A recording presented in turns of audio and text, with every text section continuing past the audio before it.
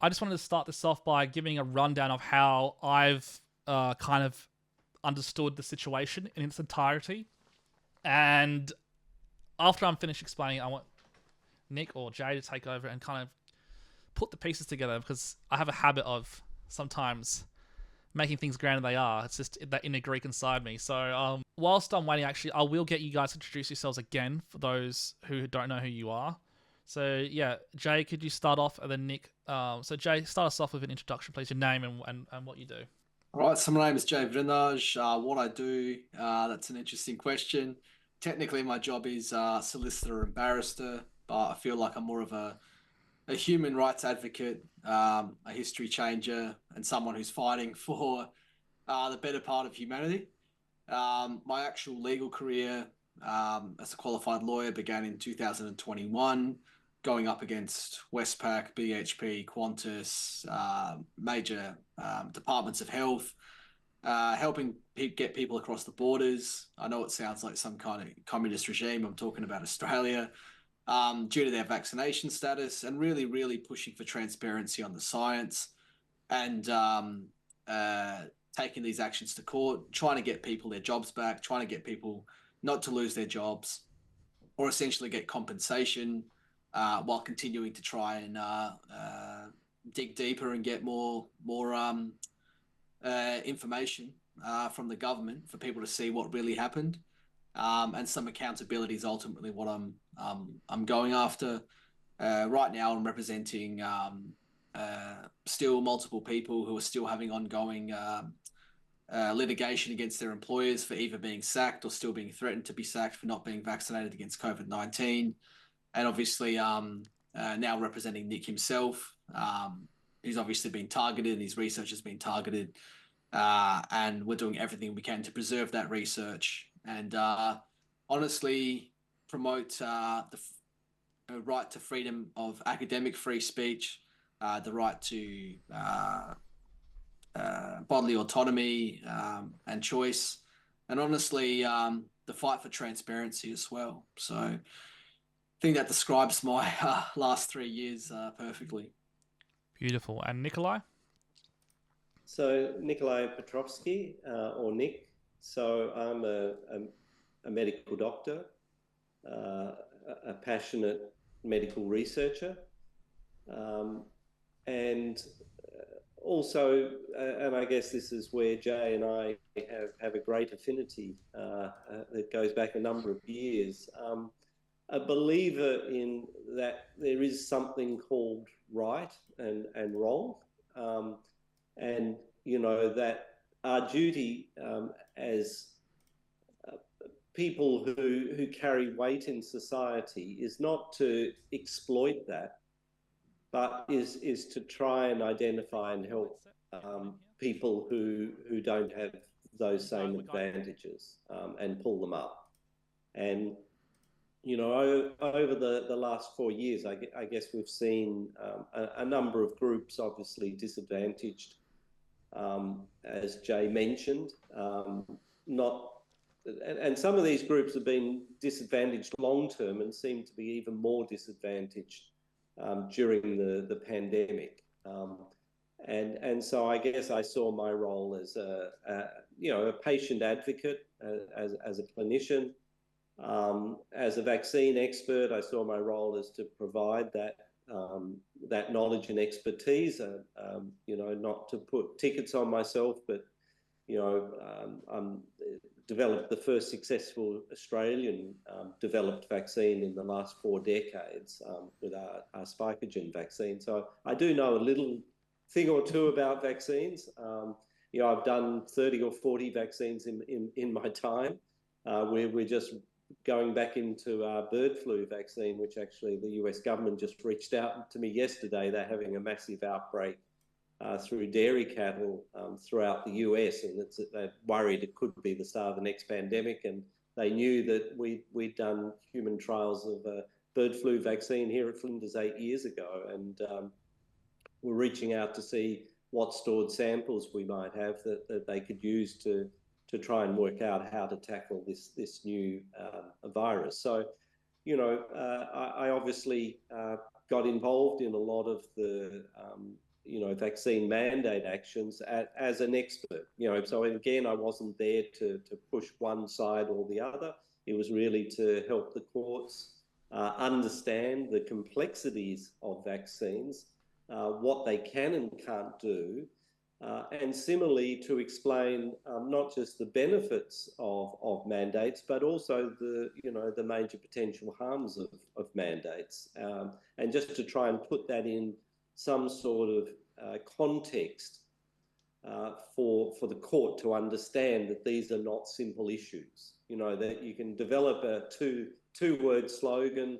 I guess the classic during the pandemic was safe and effective. But what does that really mean? Scientifically, is that really true? And trying to explain that to a judge who has no scientific background is incredibly difficult. So that's why I saw my role as an advocate to help put all of that into context for the courts. But unfortunately, obviously, I'm now paying the price for having innocently done that. Cool. So guys, I'm going to give a quick breakdown of how I understand the situation, and just for those viewers out there, I could be completely wrong. This is just how I've interpreted the situation. So I'll go from the top down, and that's up to the esteemed guest here to correct me if I'm wrong. But basically how I saw it is, and this would be the brutal way of saying it, is pandemic broke out. Nikolai, being one of the top vaccine researchers in the world, was quickly interested by this pandemic. It's like, okay, we need to develop a vaccine to fight this. And then, went ahead and created his own version for his AI or his technology that he has available to him, which is really, really cool. And Nikolai, being a man who's developed with his team many other vaccines, thought this was a challenge that he could definitely do. Ended up, he was successful. He developed a protein-based vaccine quite quickly, I think, into the pandemic, quicker than most. And then during that process, Nikolai also understood, politically speaking, this is me speaking on his behalf, although this might not be true for him, that the government were interested in bringing these American-based companies, and Novavax, Pfizer, blah, blah, blah, Moderna, all the big ones, who are massive companies who have huge amounts of money from America, billions and billions of dollars, supported by the biggest groups in the world, BlackRock, you name it. Australia basically had an agreement. The government had an agreement with them saying, okay, we'll take your vaccines only. This is not a political thing. This is business, and business is more important than any other professor in Australia. So that's how we're going to do it. And then, basically, Nikolai's vaccine went ignored when it shouldn't have, in my opinion. And then what happened was that the Australia announced that actually we're going to do mandates and actually we're going to do these lockdowns and going to do all this crazy stuff. And Nikolai, being the ethical scientist he was, decided that this is not good enough and wanted to actually give his opinion on the matter. And he felt like ethically and in the medical philosophy of humanity that this wasn't the right thing to do. These mandates are unethical to do. And this basically got him in hot water with, in my opinion, the elite theory, which is the powers that be that run basically the nations of the world. So that's just how it works in elite theory. And so that basically ticked them all off. And part of framework 4 in elite theory is, if you piss off the elites, you must be destroyed, because if you set a precedent, others may spread from this, and you can't have that because there's a loss of power, there's a loss of control, and that needs to be dampened out immediately. So basically, that's exactly what happened. The vaccines got ignored, the advice got ignored, and basically it was just turned into a big bullying fest. Media ignored the subject matter, and it was up to independent journalists such as ourselves and others to step in and bring light to the issue. Nikolai then decided to turn to the public for support, because that's the only option he had, and he knew he had a great product and something that was he considered safe because it was protein-based, which we've been doing for 50 years. So he turned to crowdfunding, which worked remarkably well, raised over $1 million, and this became the people's vaccine. However, there was no media support still, and basically we're at the stage where human trials were needed. And Nikolai eventually did get human trials going. I think he did over 200 people in human trials in Australia. But the good news was, and the positive news was, there was a country, funny enough, Iran, out of all countries, decide that, you know what, this vaccine looks great, we'll take the vaccine, we'll bring it to Iran. And I think that, from my understanding, it was tested, was used on millions of people successfully, no reports of anything dangerous. So that was really, really positive news, and just also goes to showcase the extraordinary scientists that come out of South Australia and the way we change the world forever. So that was a great success story. However, that was not enough for the elites, the Australian elite theory elites, and they're like, no, we need to completely dismantle this man's work. Nikolai, being a passionate vaccine professor, was obviously not just doing COVID vaccines. That was nothing for him. What his true passion was a cancer vaccine. This is a bit personal, so excuse me, Nikolai, if I'm overstepping here, but Nikolai had family history with, dealing with someone in his family. He loved dealing with cancer. So Nikolai was like, no, I know I can do more than just let this happen. I'm going to develop something to save my family member's life, and poured his heart and soul into a project that could forever change the world. It turned out that there was results were quite positive, and he decided, okay, this is something ambitious that I can definitely follow, and decided to create a bespoke style vaccine that basically you would extract cells from an individual that would then bespokely be made a vaccine, particularly for their their type of cancer. So everyone has their own special vaccine to deal with a specific cancer. And yeah, so there was more human trials in this. Currently, there are human trials in this, but all of a sudden, FNIS and the state government and others were like, yo, this is not good enough. We need to shut this down. We need to make Nikolai pay for what he did during the pandemic. Let's shut down his laboratory as well. We want to shut down the laboratory to teach them a lesson, because that's what we do. That's part of Framework 4 of Elite Theory, which is called malice. This is done by governments all across the world, by the way. This is not unique to Australia, so don't be too harsh on Australia. This is a fundamental nature of all government across all nations, so it's not just special to us. And then, yeah, so basically now there's a trial injunction, and today was the day where basically it was doomsday, and this amazing product, this cancer vaccine, which is bespoke to people, could potentially be destroyed, or at least have people who are in the human trial lose the opportunity to potentially have their lives extended or even made 1% better, which is a big deal when you're dealing with a life-threatening disease like cancer. And now I have these two geniuses with me to talk about what I just said and pick apart if I said anything wrong, which is fine. They should do that. But that's how I understand things, and that's how I'm expressing it to you viewers out there who are tuning in today. Thank you. All right, guys, take over. I think, George, you had the chronology pretty well. You did. I mean, you were leading up to Armageddon. And, I'm not sure whether the bombs dropped or the bombs dropping on Monday, but they are dug in, and no holds barred, as I probably Jay can tell you. It's been brutal. It's a bit like saying I feel like I should go to the Russian-Ukrainian front for a holiday. Yeah. You know what I mean? Or I could of course go to Israel for a holiday, but that's how it feels right now. Just, and this is South Australia, Adelaide, we're talking about, for God's sake. Yeah. When did they bring in the tanks, and when did they arm the South Australian Health Department, with nuclear bombs? It's insane, but it's real. It's not. We're not making it up. And I think Jay has been living this day and night now for a number of months. I mean, it is just brutal. It's the only way to talk about it, especially for a clinician. Yeah, and that's what I kind of want to touch on with the political theory, right? So this is not like, this feels special, and it is your living hell, right? In the way you could imagine it, but in reality, this is how all power operates. So I hope that brings you some sort of peace, knowing that this is not special, Nikolai. You're not special right now. This happens to anyone who does this.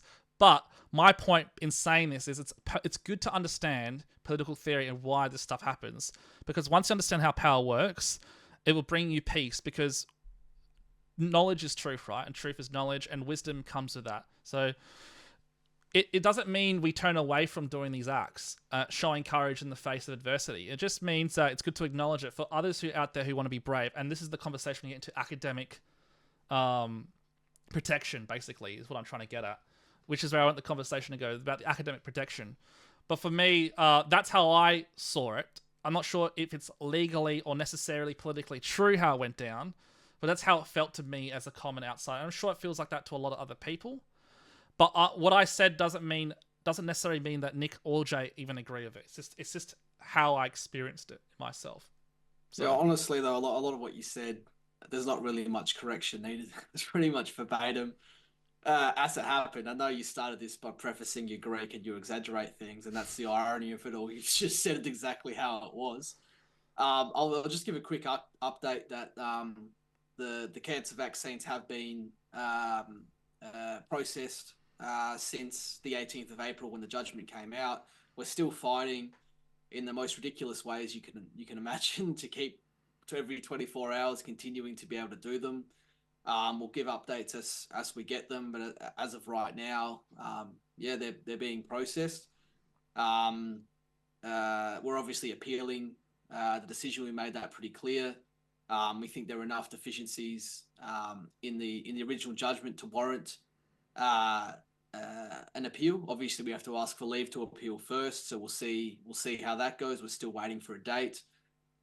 If anything majorly crazy comes around, I'm sure everyone will know quite quickly. But as of right now, without revealing too much, we're in a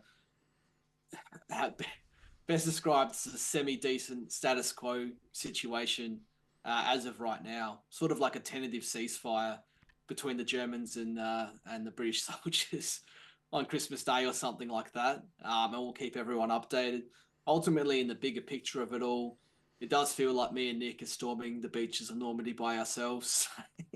But we're doing it for the people. We're doing it for people who don't even have cancer yet, that will have cancer in the next 10, 20, 30, 40 years, and their kids will have cancer, and progressing science for the benefit of humanity. So we're on the right side of history. You know, I'll just briefly speak about it because I know you have to run for your plans, George.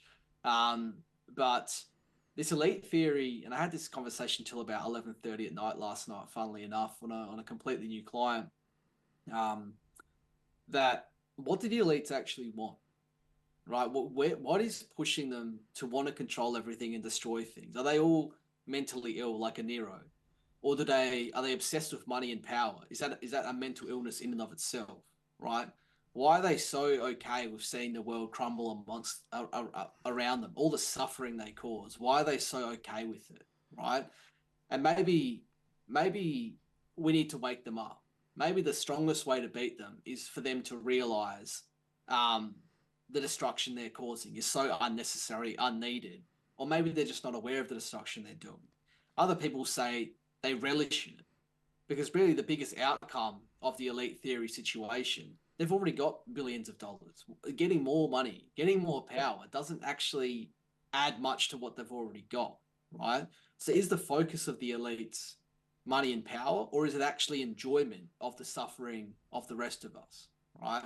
And when you deep dive into that, right, a Department of Health and a university being okay with the destruction of cancer research and potentially Australians dying, you know, what is the motivation then, right? And I really like to focus on motivation because I feel like when you understand motivation, you can reverse engineer it to work out how to beat it.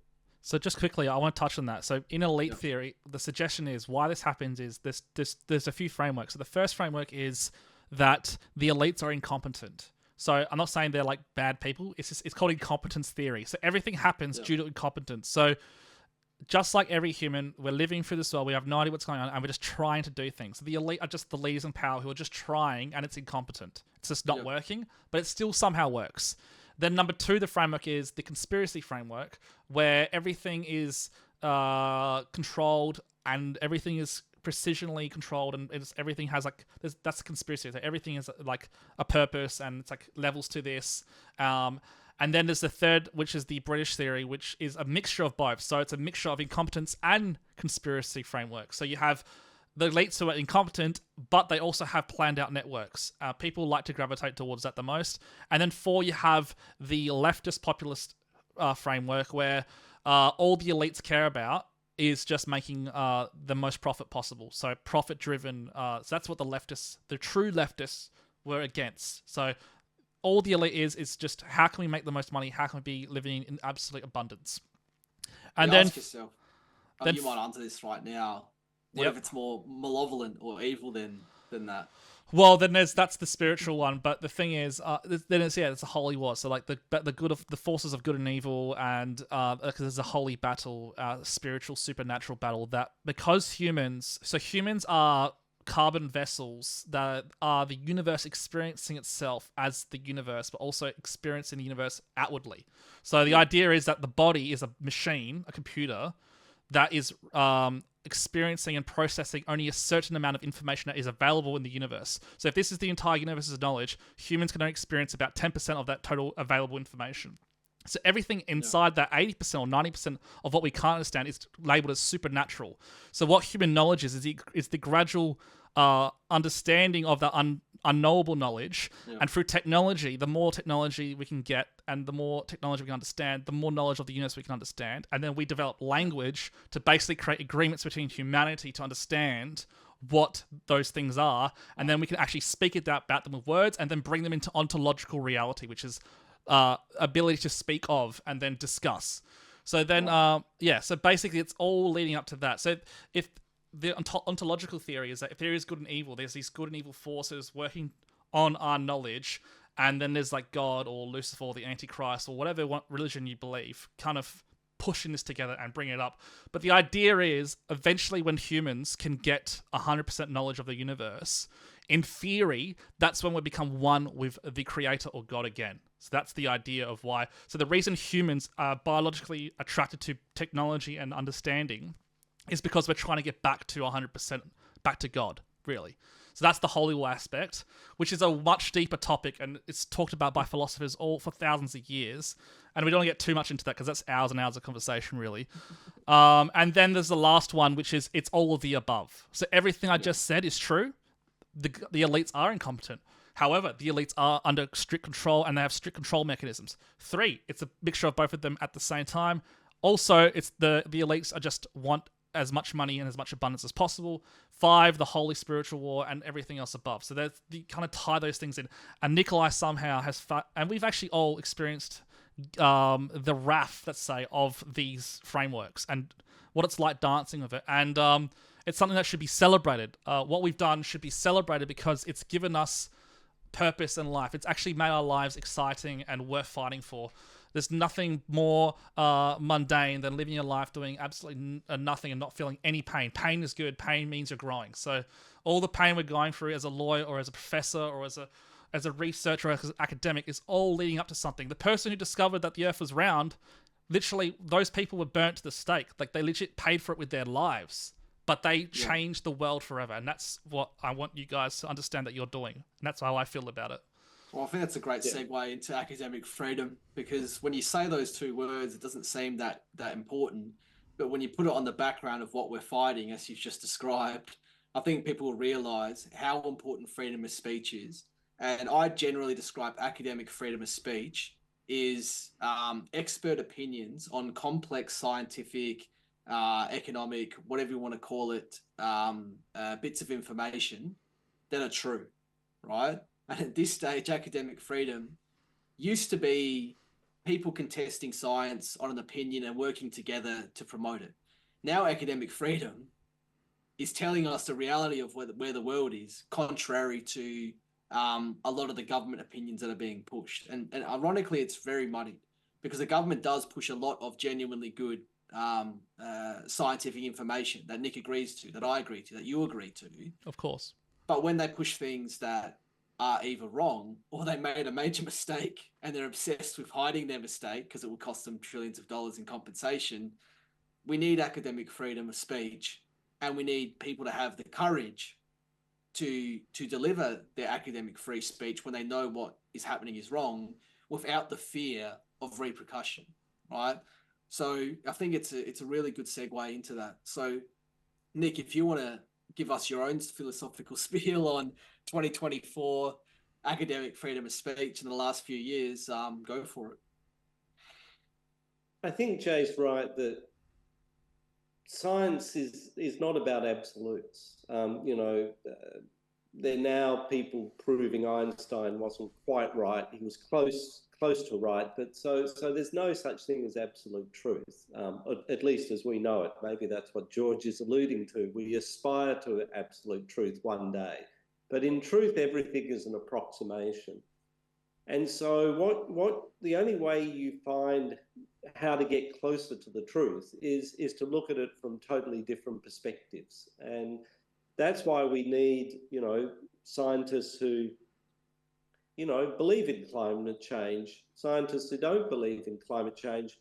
They'll argue their cases a bit like lawyers, and hopefully, you end up as an observer, not necessarily them, because they may never let go of their respective positions, which they're entitled to. Because every scientist is entitled to a perspective. But it allows the observer, in other words, the community and everyone else, to make their own decisions.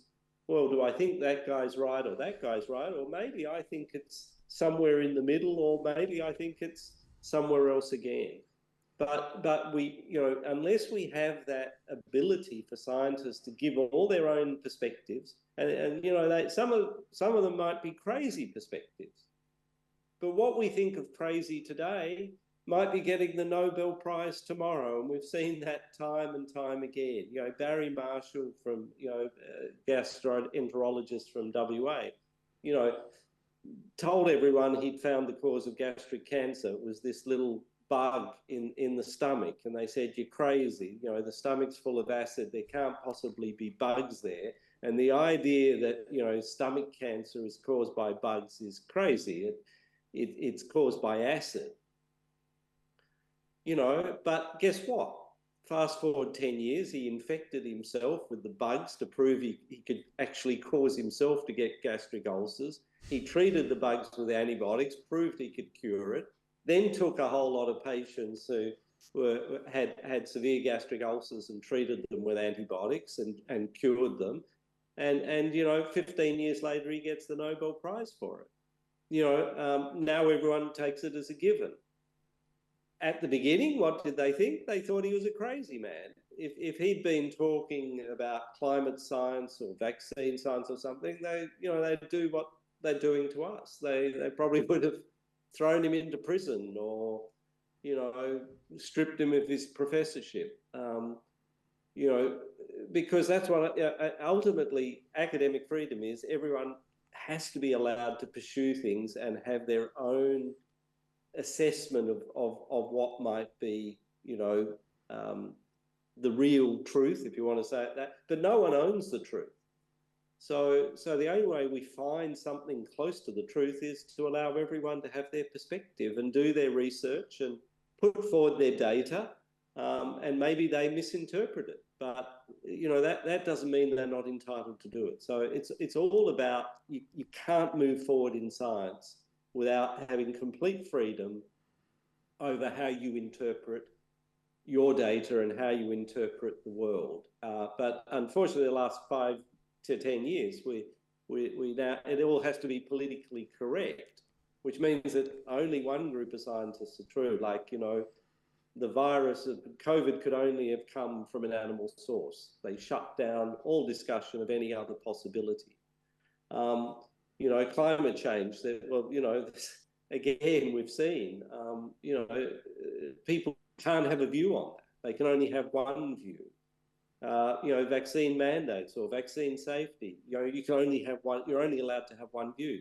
That's a terrible world. It's not a world any of us, I would hope, want to live in. And yet that's the world we're currently in. And the media really have been the biggest culprits because they've been running this agenda. There's only one truth or one side to all of these debates. And there's not, there's two sides. As a vaccine developer, I can tell you, there's two sides. There's good, there's bad, there's positive, there's negative. We can't pretend that it's all absolute and it's all simple and straightforward. Well, I'll put it to you, Nick. If we start living in a theoretical world, because I always like trying to not always say things that are literally happening now, so this lessons can be applied to any context, any age, any generation. If anyone exercising freedom of academic speech, contrary to profits, contrary to politics, loses their job, loses their credibility, is made a pariah, is kicked out, and all of that, that's naturally going to encourage the next generation of academics to keep their mouth shut for self-preservation. What does that do to the world when people who know the truth, almost like like George was saying, you get burnt at the stake? What does that do to the progression of humanity and science if people who see the truth are too afraid to speak it, academically speaking? Well, we go backwards. We go back to the Dark Ages. I mean, there's just no other way to describe it. I mean, the only way we move forward, we need radical new ideas, new theories, that might be totally contrary. Maybe, the world is warming up now, but we're actually heading to the next ice age after that. And we need to be doing science on how to, heat the world up, not just science of how to cool the world down. Because again, everything is cyclical. And so, the problem when you banish one whole group who want to, say, look at it or research it from one perspective, you might need those people in a few years' time. I mean, they might need us for bird flu if it causes a devastating pandemic tomorrow, but they're trying to silence us for COVID. And so that's again why we need to have this freedom and this protection. Because the rebel today or the unorthodox thinker today may be the savior of the world tomorrow. But if you've killed him and you've silenced everyone else who shares the same beliefs, you won't have a savior when you need one. So the world needs diversity. It doesn't need to be a whole lot of clones. And if anything, we need more diversity. And particularly in academia, as you say, Jay. I mean, to have all these academics go into conferences now and they all nod and no one sort of gets up and debates or gets angry. In the old days, 20 years ago, my God, I mean, the scientific debates they almost came to fisticuffs, some of the old professors. I mean, they took their science so seriously and they were so passionate about it. That's all gone now. And guess what? Science is losing as a consequence. The young scientists don't get to see there's two perspectives to everything. They believe that there's just one accepted perspective. Yeah. And that's why we've lost originality in science. I'll go to a next level about the dangers of losing academic freedom. Is if no one was contesting these mandates, us lawyers, we can't argue science without experts, right? Then whatever the government says is gospel, is fact. It's a new religion. They've replaced God basically. If Atagi, our lords and prophets at Atagi say the vaccines are safe and effective, then the vaccines are safe and effective. Data, information, none of that matters, right? You got to understand, people have been injured, people have died, people have lost their lives, their jobs, their mortgages, they've defaulted, they've lost everything, all because of the suppression of academic free speech. And this includes clinicians talking about vaccine injuries and things like that as well, who have been attacked by APRA. So we're not just talking about a nice little thing that we wish we had more of. The whole of the human race can be set back hundreds of years, right? We're talking people 500 years from now are at the mercy. I mean, if the Dark Ages didn't happen the way they did, we might be living 1,000 years in the future today if there wasn't so much suppression of this, right? Yeah. So I think in summary, the two biggest attackers, and anyone who's read the real Anthony Fauci and prescribed to that kind of logic, is if the pharmaceutical companies profits, and obviously all companies are created and their boards are created to maximize shareholder profit, and Pfizer is no different, AstraZeneca and Moderna is no different. If they can do anything, if they have any level or ability to manipulate politics or media or government or anything to make more money, and that includes hiding the lack of safety and efficacy of their products, they're going to do that, right? At the cost of our lives and our health and everything like that. Yeah. So academic free speech is literally the antidote to that. By giving people like Nick complete rights to express his expert opinion in a court of law without fear of being destroyed, attacked, and taken down, is literally the difference between humanity evolving in the right direction and going backwards, and people dying. I mean, I can't. Yeah. That's not an exaggeration. Can I just quickly share a story, actually, that I feel could speak out to the viewers? So, guys, everything Jay just said and Nikolai said is true. We need our experts to feel free that they can speak about what they want to speak about without severe consequences. And for people at home who are wondering, how do I help? How do I help? Well, I'll share a story, actually. It's a personal story. I actually haven't shared this publicly yet. But this is an action I took, probably the craziest thing I've ever done in my life, actually. So when the University of Adelaide were talking about bringing in mandates at the university, something inside me basically snapped, and I was like, no, enough's enough. I'm not having this anymore. And this is me as a former science student. So I studied mineral geoscience at the University of Adelaide, and I just said, no, this enough's enough. So I basically got in my car, drove to the university, went into the science faculty office, and I said, guys, I'm George. I'm a former student here, and I need all of you right now to come around, and I just want to talk to you, all of you, like together as a group.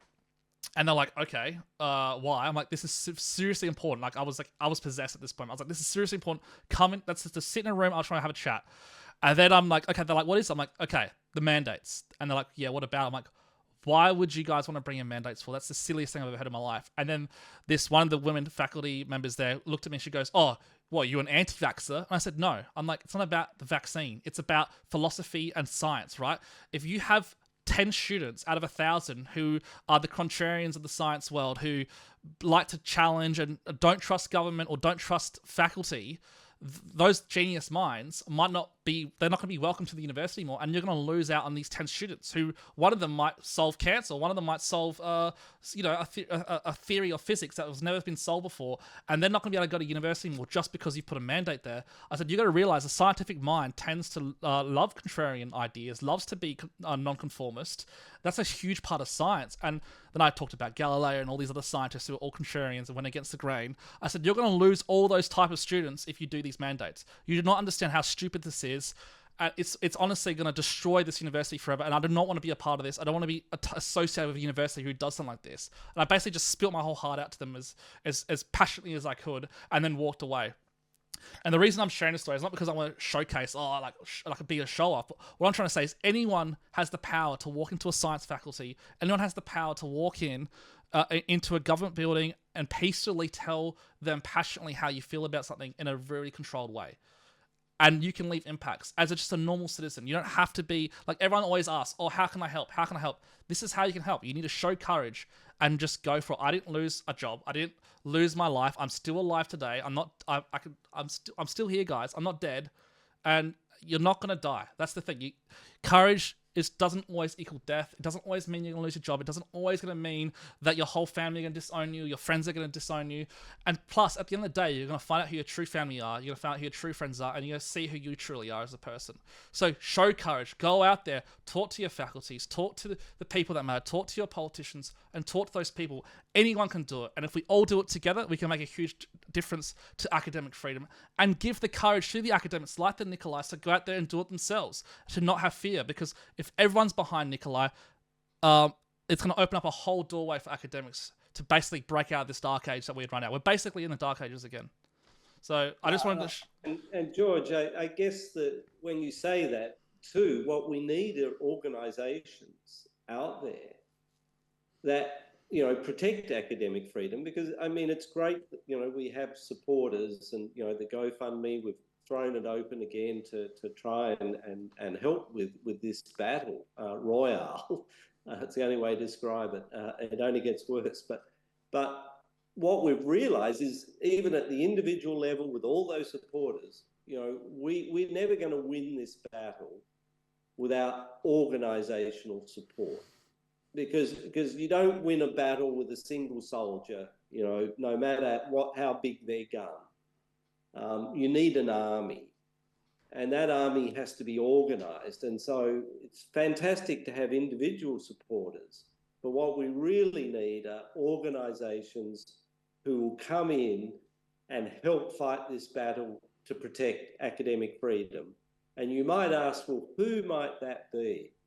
A lot of people would say, well, traditionally the unions have done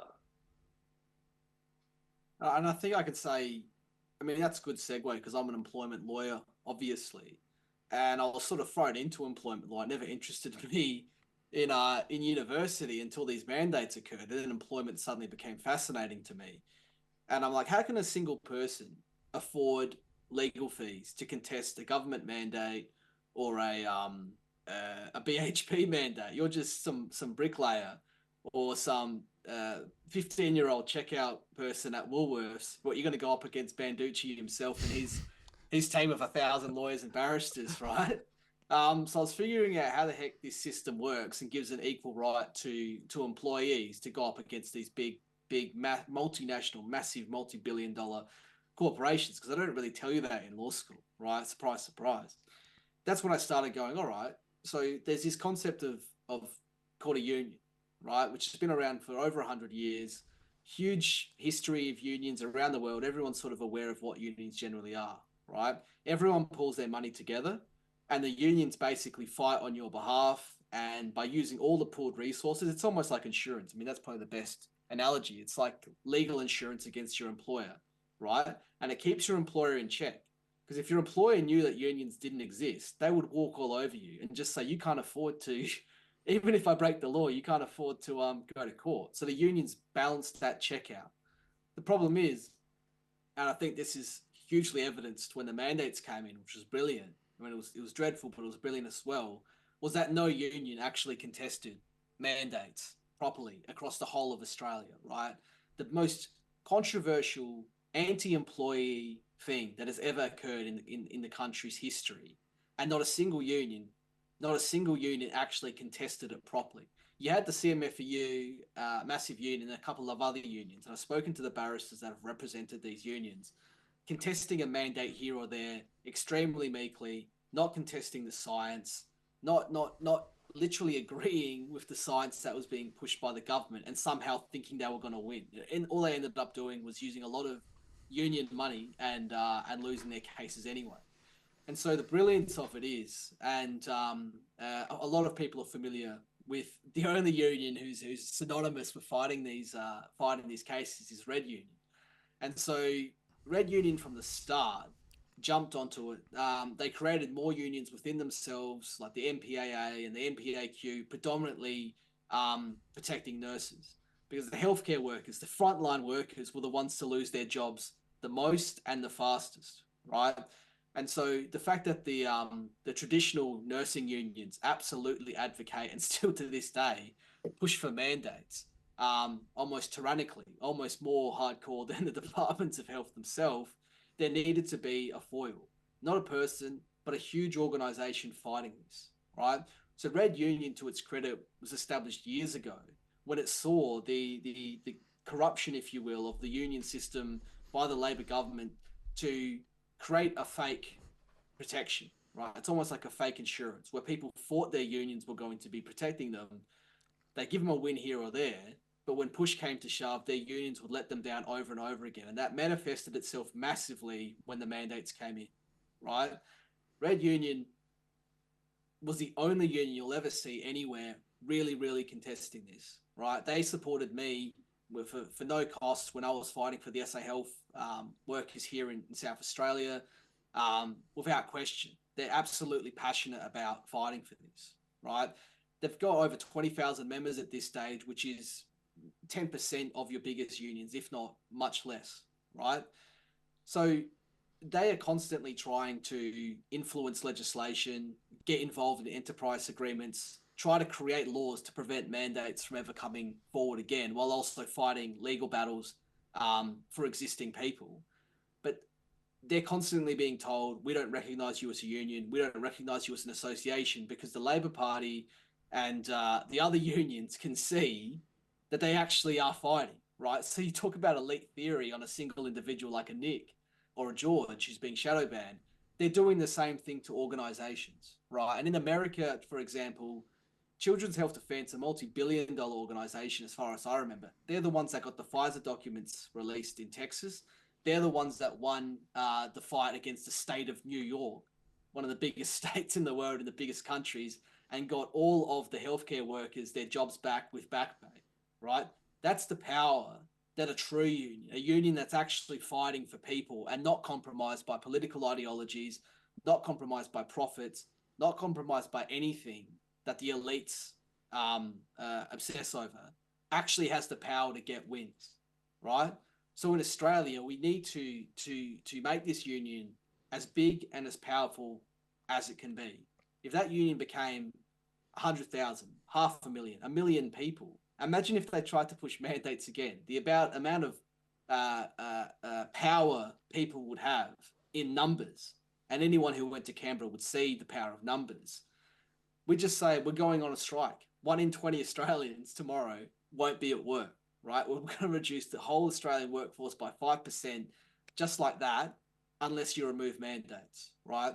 So making these organizations as powerful as possible, and these organizations that actually fight for us and still fight for us, and I work there, and I work for them, and I mentor them, and I can see they've got a group of up-and-coming lawyers who are going to be the next generation of me, so I'm not just doing this by myself. They're facilitating, creating a body that actually makes it possible for people like Nick to actually fight this fight.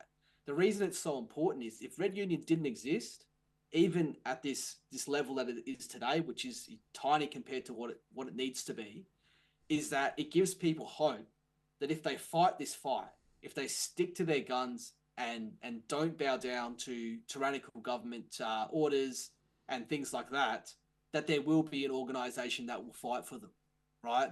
And they have fought for, I can't even tell you how many doctors who have tried to speak out about vaccine injuries and things like that, who have come with APRA knocking at their door, deregistering them. AMPS, Australian Medical Professional Society, and Red Union together consistently fights this, right? They're involved in hundreds of human rights fights, privacy fights, anti-mandate fights, and all other sorts of things. And I'll tell you now, it's not just mandates. Anytime a union won't take on your case, whether it's they don't want to do a major underpayment case, for example, because it could be in the hundreds of millions of dollars in underpayments in the mining industry, for example. And the union's like, we don't want to step on the toes because it's going to be too controversial. They'll shut it down, right? All the current unions have the power to just shut your case down and say, we're not going further, right? Red Union won't do that. Red Union picks up anyone who's been discriminated by their own union and takes the case on, right? They want to be the anti-elite corrupted union force in Australia. So without them, we are so close to doom in actually having a leg up in this fight. And I'll just sort of segue to say, and anyone who's been done for defamation or targeted in any way legally for anything can know within 5 minutes, $10,000 just like that. A single day can be $50,000. Barristers, lawyers, paying the other side's costs, all of this kind of stuff. It blows up. The stress goes through the roof. People sell their houses just to pay legal fees, right? No one ever wants to go through that. They see their friends going through that, and they say, I'll always keep my mouth shut. I'll always fall in line. I will never rock the boat because they will destroy me and put $1 million of debt in my face within seconds. Without a union that can say, we'll pay that cost, we'll do that, and we'll fight your fight for you, no one is going to have the courage to actually take this fight on. I can say that for a fact. I've done this for 3 years. Nick knows, and Nick wouldn't be here this far where he is now without their support. So, and I'll let Nick talk about that. Just quickly. So what I'm hearing is there's a union for unions. It's like a union inception happening right now. There's like a layers to. And they're hated, and that's the brilliance of it. The more you look them up, and the more negative press there are about any of us, the more we're doing the right thing, right? So if you just go on their website, you can see hundreds of videos. I'm sure I'll get Jack Maguire, current managing director, to come on. He loves people like you who are fighting for what you're fighting for and have the courage to do it. You resonate exactly with what they resonate with. I'll just say quickly, yes, their name's Red Union. They're not that communist, right? They're not major the Red fans. Star! The Red Star's Red back! Star. It's rising again! They're not going to bring Salem back or anything like that. No, red was really when they started years ago was a color of action. Most people can see it as MAGA to an extent. That's the way they like to describe it today. Make Australia great again. But Yeah. really, it was the color of go. It was the color of do. It was the color of action. Power. Power that we are fighting back. We're here. We're not scared. We're here to we'll break blood, break our skin for this, and we'll fight this. And that's really their entire philosophy, right? They don't stop fighting. They don't stop working. I can talk to them any time of the day, any day of the week. They're just this cohesive, amazing unit. And I've only been with them for less than a month. So why not be part of that? Why not follow their story, be part of their story? Because we need to unite, right? That is the biggest thing that has cost us winning these cases in Australia is lack of unity, lack of being able to collaborate resources, knowing that we're going up against multi-billion-dollar corporations, multi-billion-dollar government entities who are backed by even more multi-billion-dollar entities in multi-international entities. We need to pool our resources if we want to win in this country, or we will lose this country. And I'm not exaggerating that for any stretch. And look, Nick, you tell it yourself. You're someone who's been targeted probably more than anyone in the history of this country, and I'm not exaggerating that. In the recent few years, how important Red Union has been to you, and how important it is as a concept and an entity in this fight. Absolutely. And I think people need to know that the world is a whole lot of self-organizing systems. And, you know, the union movement is part of a system. And it's got roped into that system because that's what happens over time is, you know, the system doesn't allow sort of opposing forces to stay opposing forces. It recruits those forces over time. So they sort of get neutralized. And so you need to keep creating new self-organizing systems that create that diversity that balances the system out. And so I think we're just going through, you know, we've gone through a phase where the union movement obviously were very strong and powerful advocates 50 years ago when I was growing up. I mean, wow. I mean, they almost broke the country. I think it was a Labor government who said time to rope them in. These guys are just, you know, way out there. They're too powerful and they're protecting workers' rights too much. You know, it's going to break the country. But now we've gone to the other extreme where the unions are just part of the system. Mm. You know what I mean? Just as Jay's saying, they don't seem to be, you know, there advocating for workers' rights like they used to. You know, workers are not being looked after like they used to. So the only answer is you're not going to change the unions as they currently are. They've been captured by the system. So you have to create new structures, new unions that, you know, are there for a particular, you know, purpose and are prepared to fight. And, you know, that means getting their hands dirty. And no one can say Jay hasn't got his hands dirty. I mean, you know, single-handedly, he's tackled all of these, you know, enormous organisations and governments. And as far as I can see, and again, I've given, you know, evidence in a lot of cases around Australia and New Zealand. You know, Jay has probably been the most successful lawyer in Australia in bringing them to some sort of, you know, holding them to account, let's put it that way, to say, just wait, you know, justify yourself.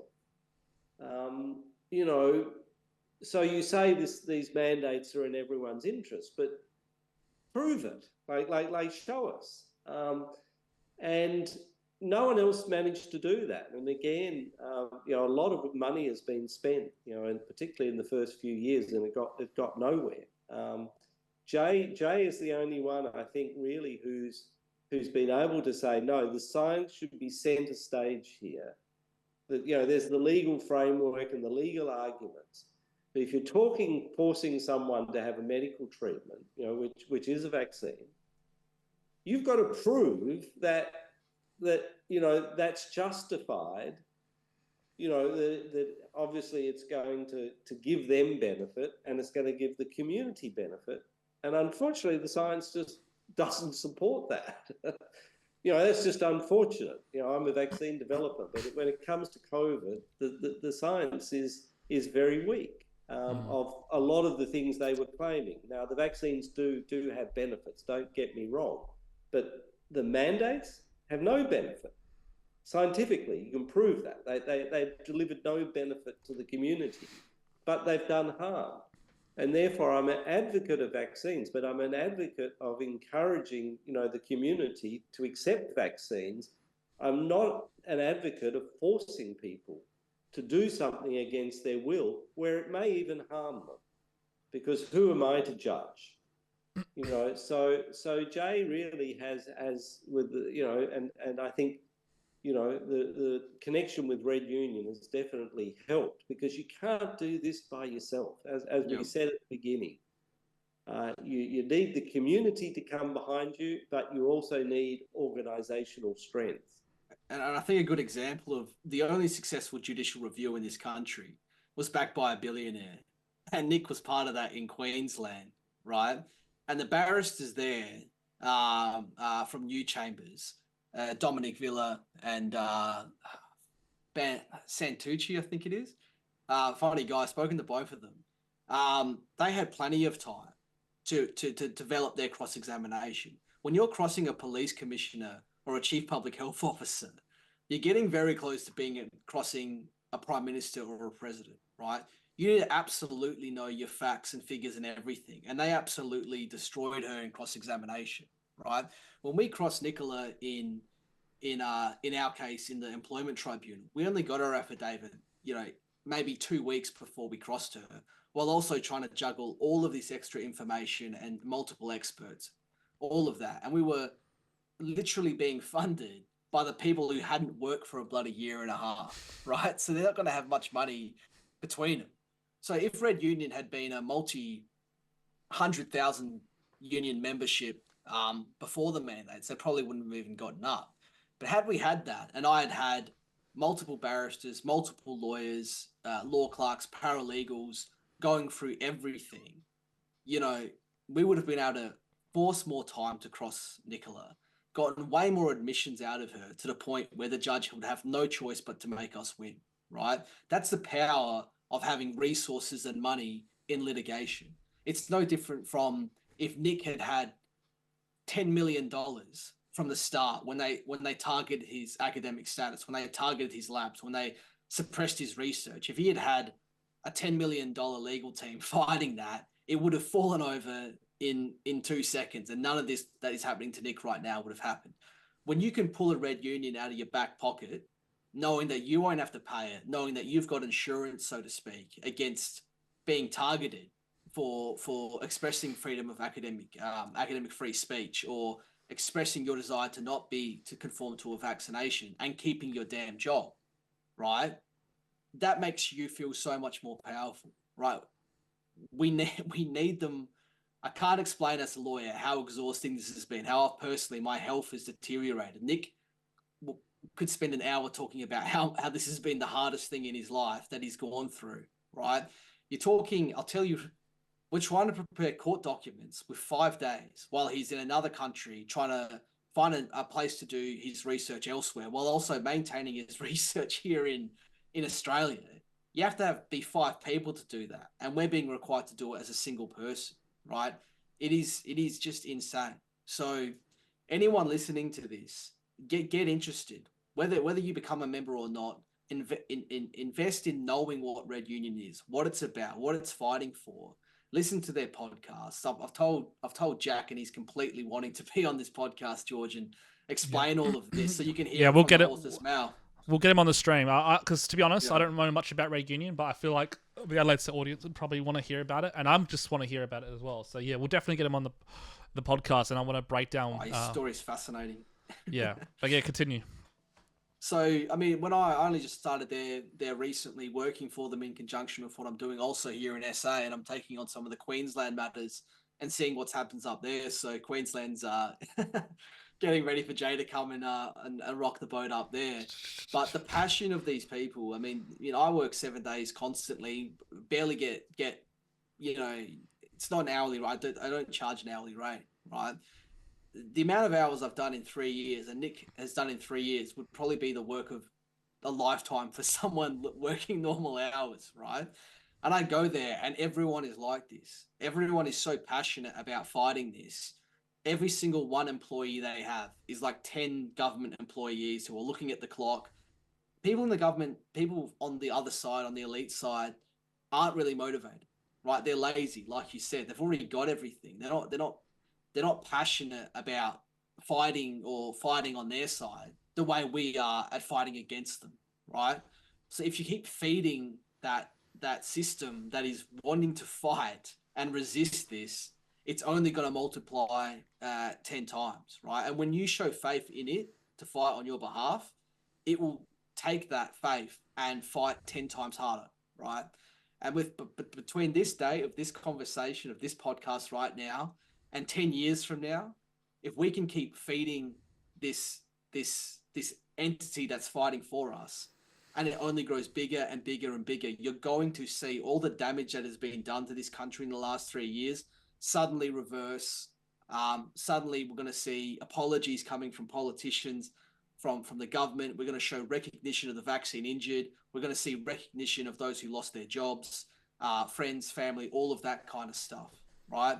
So all of those people who are passionate, I love your passion, but if we don't put it into an organized way, and something like Red Union, which already exists and is already fighting and already doing the things I described, then we're just going to go in circles. I can tell you right now, you can never win a case in law without resources, money, power, and influence, right?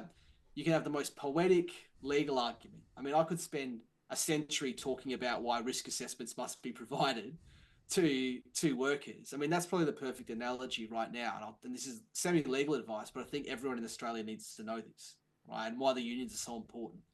If you're about, let's just fast forward back to 2021. You're working at Woolworths. You're about to be sacked for not being vaccinated. And you go, I've worked here for 6 months during the height of the pandemic, unvaccinated. I've caught COVID. I've survived. I've got natural immunity.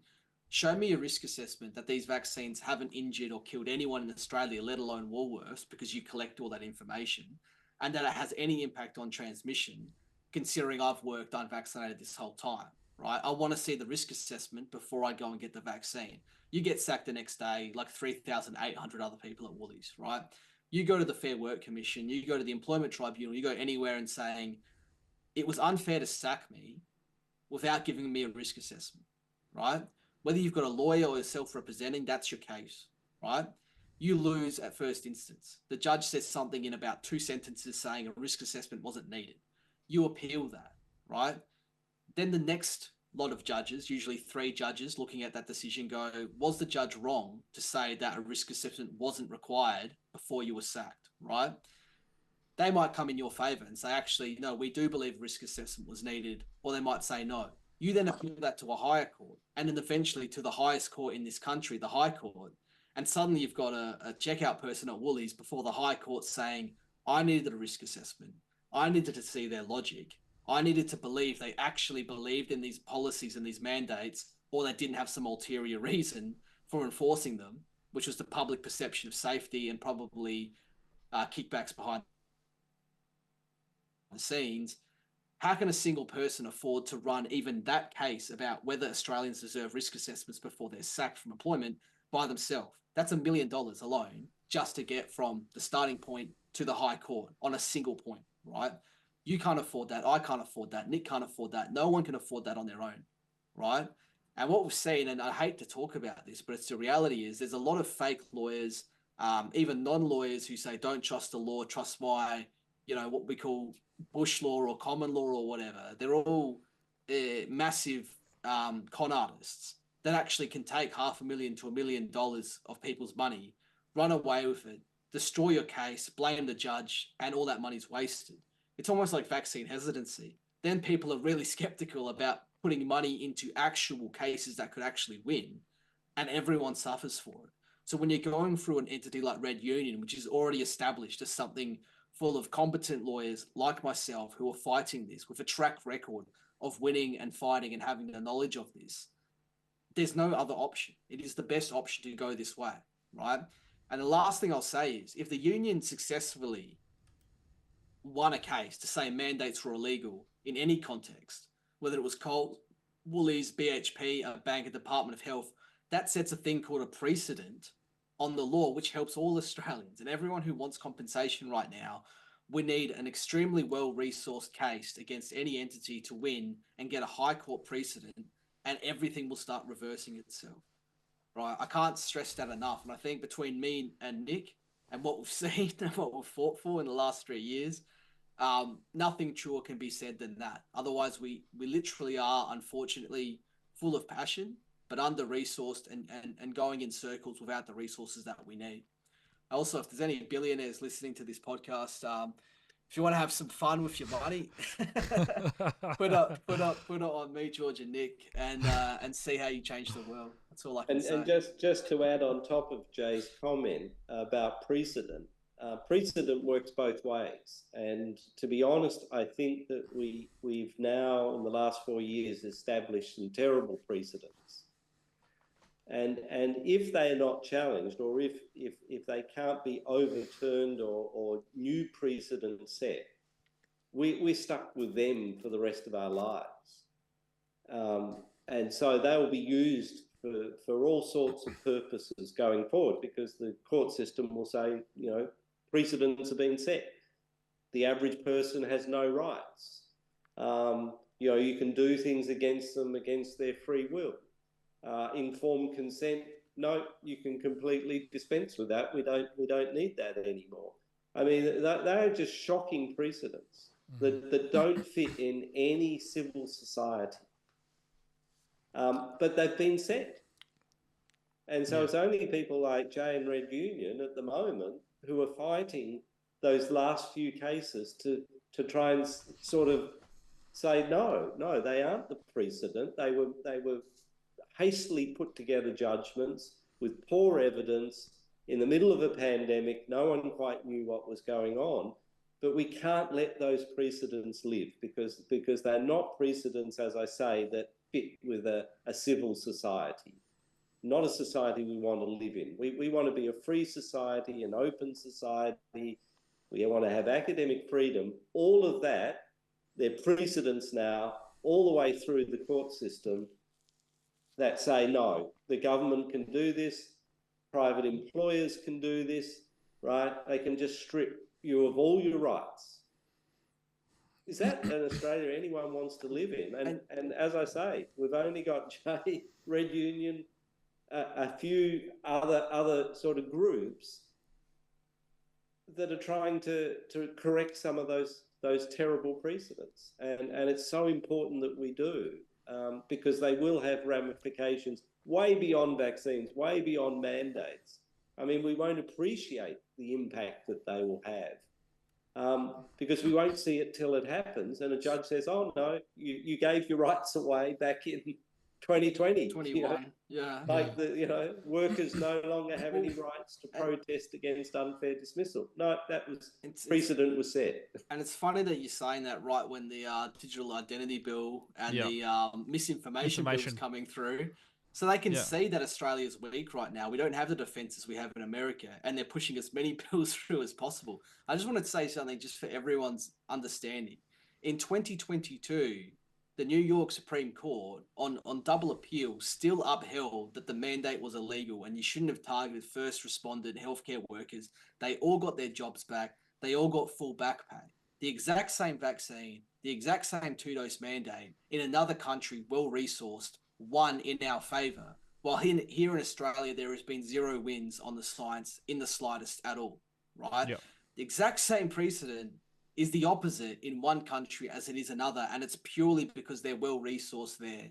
And the other thing is, the judges have a lot more courage in America because they know that the people are way more powerful and well-resourced, and they feel less compelled and scared to be pressured to the government. I mean, this is New York. The judges were mocking Biden for the president of the United States. That's how much balls they have there. Well, our judges here can't even say anything bad about a target. Otherwise, they have to walk around looking over their shoulder like it's the mafia or something. No, it's not even that. They just won't get invited to their Friday night drinks. That's all they care about. In Australia. Well, you're right. You're right. So we need to get that fighting culture. And anyone who's been to Canberra and gone to the it was bloody Anzac Day, for Christ's sake. People died so we could have the country we have today. And you can barely fight, barely speak up, barely stand up for what people died for you to be here right now, for Christ's sake. So, honestly, that's the sweet irony of the whole thing. The word misinformation is actually the most anti-science word ever invented in human history, in my opinion. There is nothing more anti-science than the word misinformation. Like, really think about that, guy. I'm not going to explain it to you. I want you guys to really think about how bad the word misinformation really is and what it really means. It is anti-science. Unless you're making profits of it. Exactly. Well, that's what I mean. Well, guys, look, it was great to have you guys on. And obviously we're going to have you back on. It'll be great to have someone from Red Union come on because you've definitely piqued my curiosity, and I'm sure the Adelaide audience will enjoy hearing about Red Union because I still don't know, man. They still sound a bit like a USSR Red Union star, like missile in Cuba kind of place, kind of thing. For like, I have a Cuban hat. When I went to Cuba, I got the Cuban with the red star, so maybe I can wear that when they come on. Yeah, don't worry, I'll vet them out and try and get the least communist ones to come on first. Yeah, so. I get the most communist one on. I expect to have him having a cigar and looking like Fidel Castro. But no, I'm sure there's plenty to talk about, and Nick obviously would love to have you on with that because it'll be a great show. And then basically, let's explore, because as I said before with my story, like, in that moment of desperation, that was the only thing I could turn to. But now hearing that there is a place called Red Union, I could have pushed my passion towards that, and there was a place for me that I had no idea even existed. So that's really, really compelling and really, really cool to hear, because I'm still learning as this process goes on, and knowing that there was a place that could have helped. Actually, think about the synergy, George. Right? They're a union. I'm a lawyer. Nick's an expert witness. And you're a marketer and have a massive platform.